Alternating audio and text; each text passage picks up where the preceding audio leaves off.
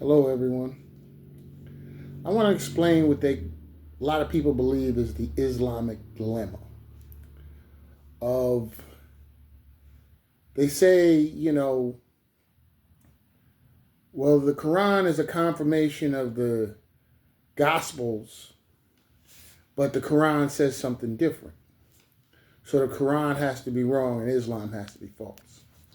Well, the Quran doesn't actually say it's a confirmation of the New Testament or the Gospels. It says it's a confirmation of the gospel, no S, because Jesus taught the gospel.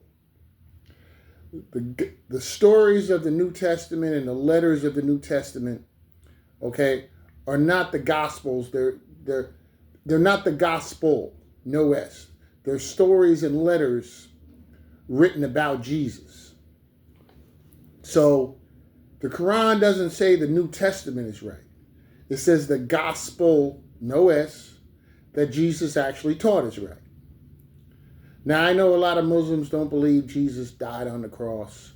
And in reality, he didn't die because our spirits don't die. Physically, yeah, he was crucified and killed, so he seemed to be crucified and killed. But you can't crucify and kill a person's spirit. This is why, any religious person believes when you pass away physically, you go back into the spirit world, which is what happens. So Jesus, though he physically died on the cross, he went back into the spirit world. His alive spirit went back into the spirit world. And that's when he ascended to heaven. And that's what the Quran means in Surah 4, verse 157, 159. As an Illuminati, the Lord came over me to teach one true belief about himself and Jesus.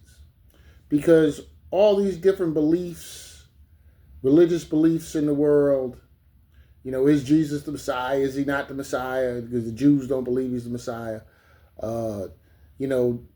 Christians and Muslims fight over Jesus. And he wants to bring the Hindus under Jesus too. And that's the point of the New World's Testament and the Illuminati religion. So there's one true belief about God and Jesus. So there's less sin, wickedness, and human suffering in the world. That's the point of it. So God bless and have a good day.